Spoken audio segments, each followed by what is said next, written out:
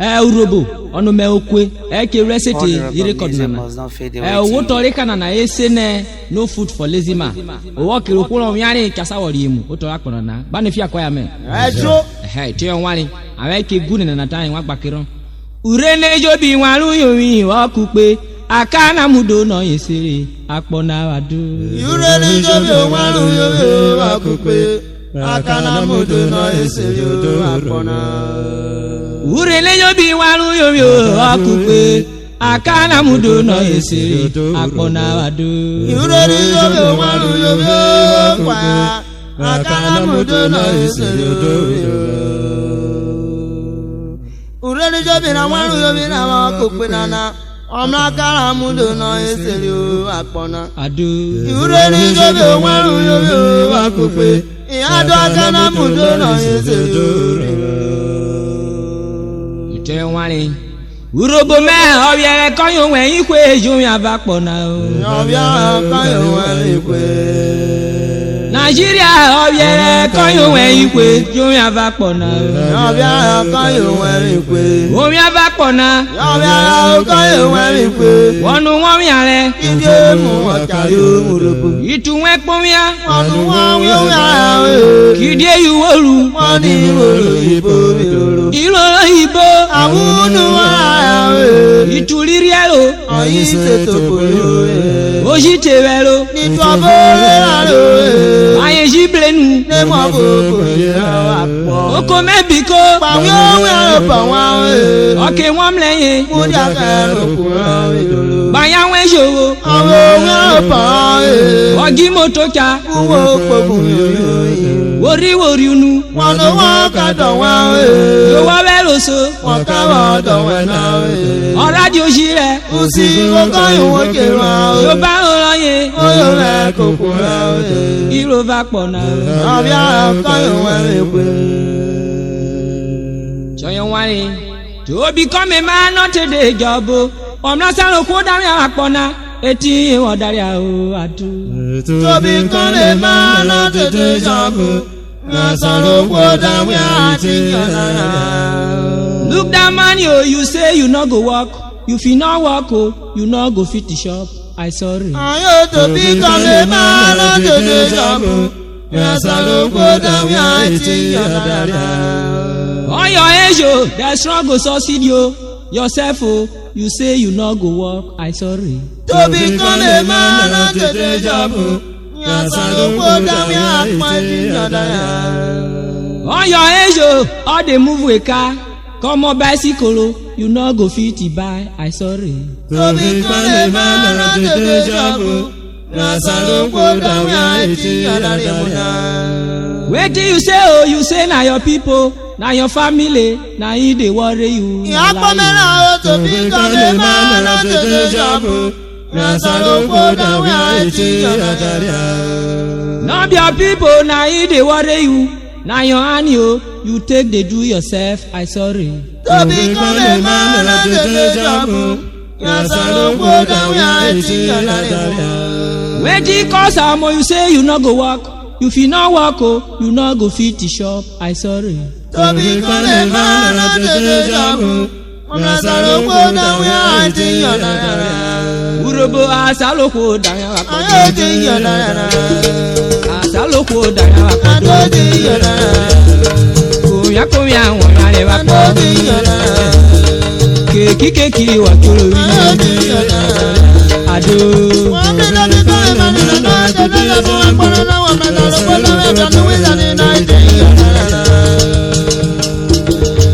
iro bebura pona obiere yo wenkwe iro bebura pona obiere yo wenkwe obiere yo wenkwe obiere yo wenkwe iro bebura pona obiere yo wenkwe weluge akpona na elabana iro bebura pona obiere yo wenkwe akpona elabana iro bebura ye iro bebura pona obiere yo wenkwe obiere bebura yo ikoya yin blenu iro bebura pona obiere yo wenkwe akpona elabana omi ale fena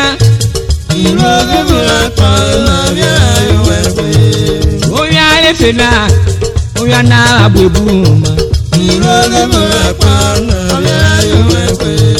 Ìtọ́bojúgbó nẹ́la, àìjẹ́ pẹ̀bẹ̀ yọ̀nà.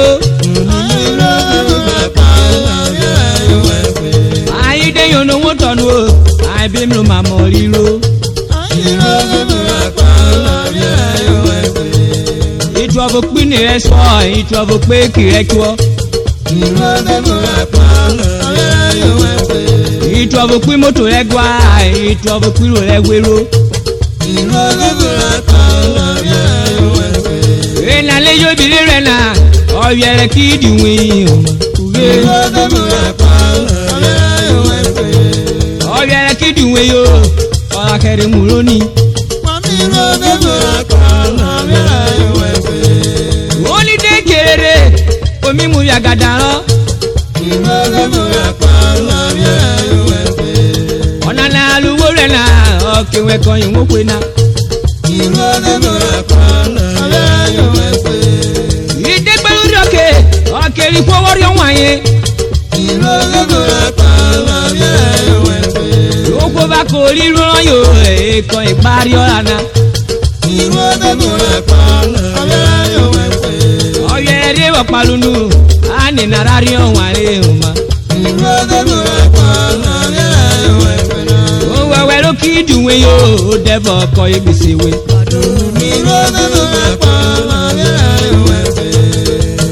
Onodi ọkọ ìkànnì ìgbésẹ̀ wé.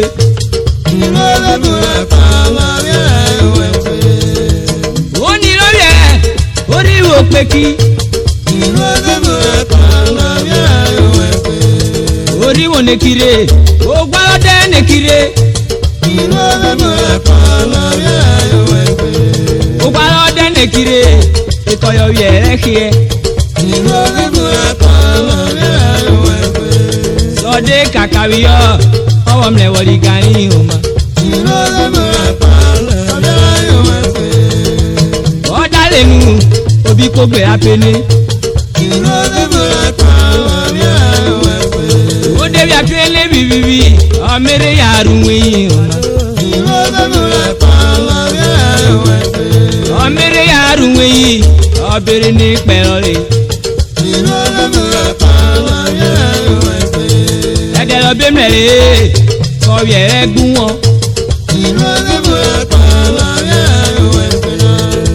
Wọ́n rí kọ̀wé ìkọ́yọ̀ yẹ̀rẹ̀ ní ẹ̀rẹ̀.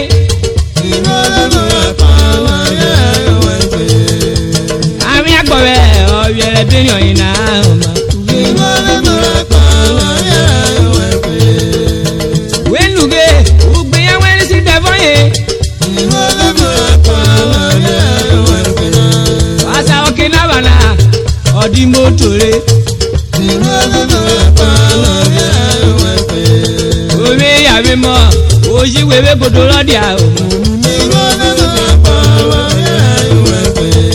Ọdẹ wọ̀pálùnú wọn ní ní dàkọ̀ ìkòkò wẹ̀. Ọ̀nù ní bọ́ọ̀sẹ̀ ló yẹwẹ́ ikọ̀ yàyé wọn ló wẹ̀ náà. Onífọ́sẹ̀ ló yẹwẹ́ ayọ̀ ló wẹ̀ lọ kí mi tètèrè. Ayé sáwọ̀ kìnnà òkú ewé ọmọ kúvé. Ayọ̀ ló wẹ̀ gbà yé wọn náà ikọ̀ ìpòpò wẹ̀ náà. Oko mẹ́mi yúwé rẹ̀ àdáyé wọn ló wẹ̀ ọmọ kúvé.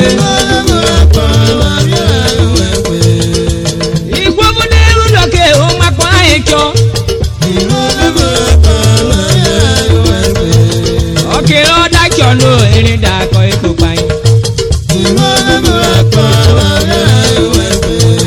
Erin dàwọn àti kẹnu máa ó ṣe yẹn yé ọ.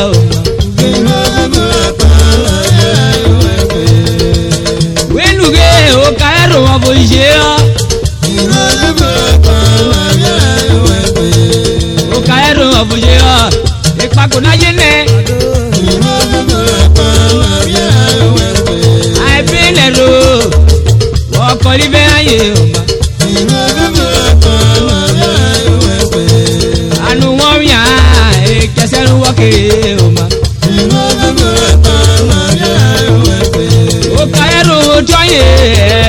shebi yo ma wọ́n mi àlè kí túbọ̀ ní wọ́n dàrí. ìdáfẹ́ bẹ́bù ẹ̀yìn ọ̀dọ́ ayé URHOBO náà.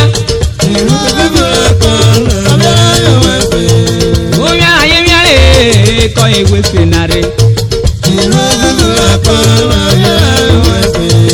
ó kàlẹ́ dàfẹ́ tọ́nà ní késo dẹ̀ ayé.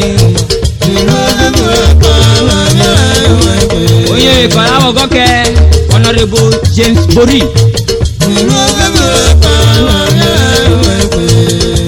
Man with the big heart.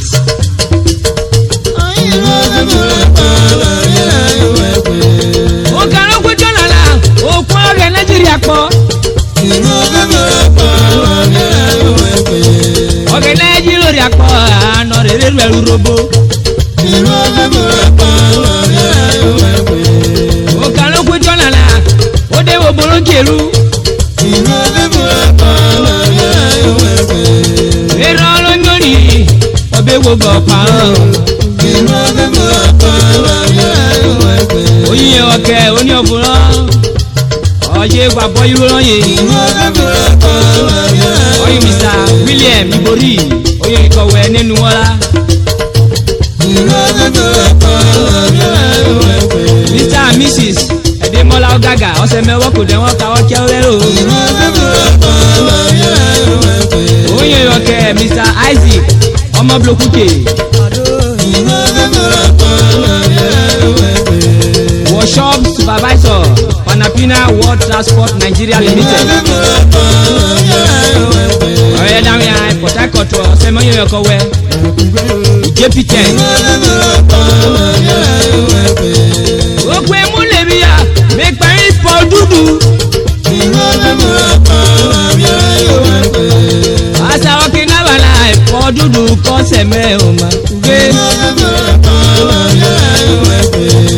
ọ̀sẹ̀ mẹ́ bébì kò ìrọ̀lẹ́ ajẹ́rẹ́.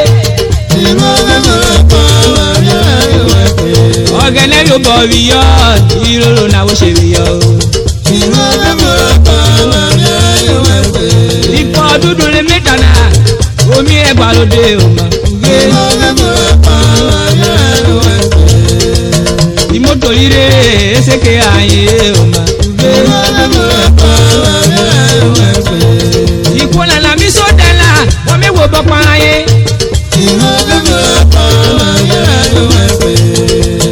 yọ́nì mo àṣùnirú mìíràn rẹ̀ wọ̀.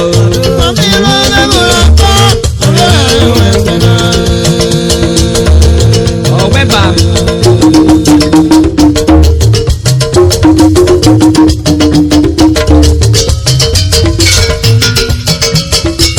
kílìnì wíjọba onye ọ̀kẹ́ ukoko esene URHOBO community Suleja Abuja ukoko na anya ikwu eyiwe pa Abuja egbukuro bụ arụ ọ̀kẹ́rẹ́ dena ọ̀sọ́sọ́ ìsìsọ́ ìrọ̀sù àyẹ̀mú ọ̀kẹ́rẹ́ ló mẹ́bí kwaya mẹ́wàá kpọ̀dà wọ̀lú rẹ̀ méjì amúlọ́kẹ́ wosòdà ikú gbẹ̀bù ọ̀tún wọn ikú Suleja Abuja ọ̀kẹ́vótọ́ míkì ó tó dẹ́wọ̀n àwọn bọ̀ okòrèsẹ́nẹ̀ Mr. Joseph Age oyin life president ayori oyin ọ̀kẹ́ Daniel akọ̀wéwé oyin sẹ́maniọ okòrèsẹ́nẹ̀ Samuel Osuwu vice chairman oyin ọ̀kẹ́ Christy Ivlogbo oníṣẹ́lẹ̀gì ayori Mr. John Ivlogbo secretary John Gobe financial secretary oyin ọ̀kẹ́ Alhaji Ahmed Oderopo ọ̀nà treasurer yìí oyin ọ̀kẹ́ Atoni Eyimofẹ́ ọ̀fẹ́ omeyegba Michael Umujane iná ikú eriye òkè Abuja rẹ̀ Abuja heritage oyin ọ̀kẹ́ Victor Igbeku ọ̀nà speaker manio Mr. Isaac Ogberiemu ọ̀nà provost oyin ọ̀kẹ́ Patrick apẹ̀rẹ̀ àyè ọ̀nà sẹ́rú kòkòrò Mr. Michael Amnobo adviser oyin ọ̀kẹ́ Elizabeth Odawore oyin ọ̀kọ́ ní ọ̀rẹ́ òtàmánẹ̀dẹ̀nà ọ̀yọ́ ní Margaret Age oyin Madam Beta oni mewe ko biro oko sapere nlu re e ko biro bu woru lo tonele avec alo live